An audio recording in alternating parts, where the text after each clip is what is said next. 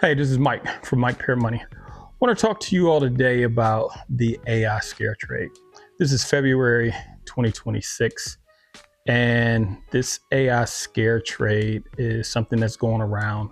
People talk about it. So let's define what it is. So the AI scare trade refers to a period where the market sentiment toward AI-related equities turns sharply negative, driven by fears of disruption.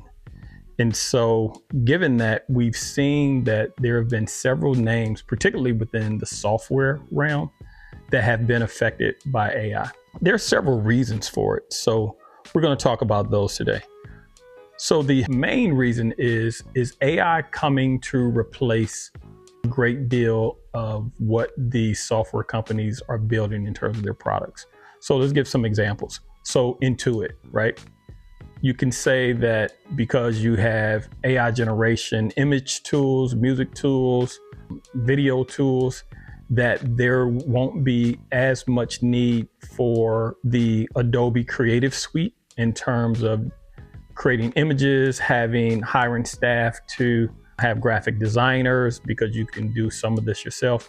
AI is even able to generate complete websites along with graphics in them and code them up such that you may not need a graphic designer to do certain things in order to get the desired result.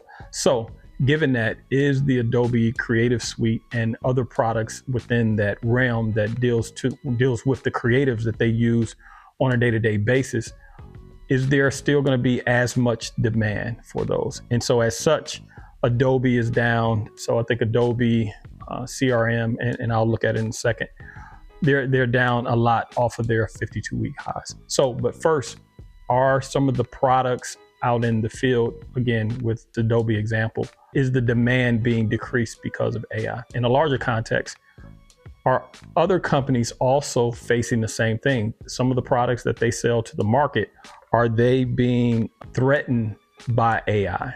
So that's one narrative of the case. There's a second narrative that I don't know if people are necessarily talking about so much. I haven't heard, but this is one that has been weighing pretty heavy on my mind, and that is the layoffs. So when you have layoffs at big tech firms and they utilize a good deal of the software. So if you just think about, I come from the software background, and so we use the Windows Office Suite, Microsoft Office Suite. We use Teams, we use Atlassian's Jira for our agile projects. We use SharePoint for documentation. We also use ServiceNow to be able to track tickets and keep up with production tickets, outages. We use Salesforce in terms of managing like the customer relationship piece. We also had a portal, a customer service portal, self-service.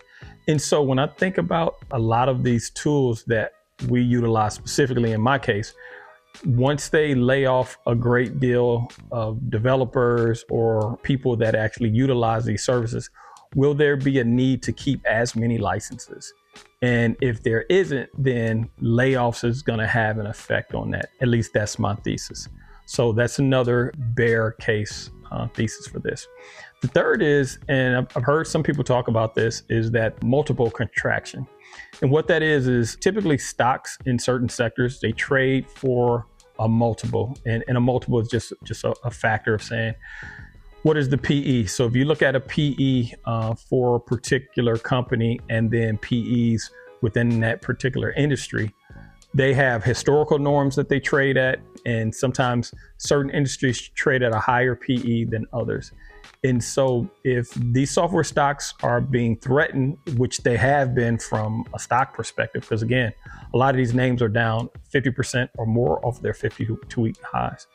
And so as a result, we can see that they are selling these names pretty harshly. So that is a third thing on the bear case. So let me pull up this list, and I'm just going to go through several of the names in here in terms of which are the companies specifically that are being targeted. So Accenture, that is the consulting group. Adobe, they make creative software. Coursera, I believe that's the online learning. Salesforce, that is CRM. CrowdStrike, that is a security company. Datadog, I don't know exactly. I know Datadog is software, but I'm not sure exactly what they make.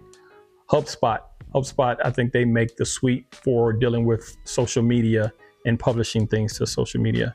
Intuit, that's the TurboTax, MailChimp, and I believe Credit Karma owner. Then you got MongoDB, that's the NoSQL database company. Microsoft, we all know what they are. ServiceNow, they have a ticketing system that they use, and they manage a bunch of workflows in order to get software to production and manage different environments for that. Then you have Oracle. Oracle does databases as well as cloud, and Microsoft does cloud as well with Azure. Then you have Snowflake, they're in the IT space as well.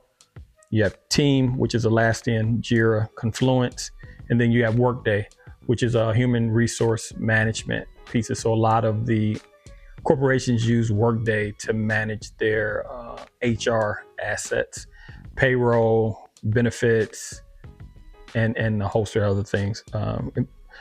So given that these companies are being attacked really, so Accenture down 40%, Adobe down 43% from 52-week highs in all of these cases.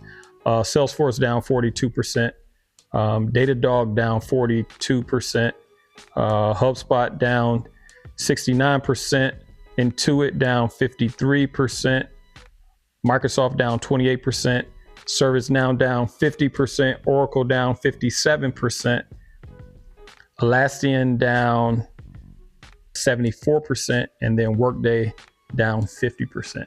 So you can see that these names have been crushed big time in terms of the stock price. So the bear cases that I just laid out, the three, again, are their products going to be replaced by AI? Are layoffs going to affect the number of licenses are needed? And then are their multiples just contracting? So in all of these cases, those things may be true and is already reflected in the stock price, or is it overdone? So that's really the question for the investor.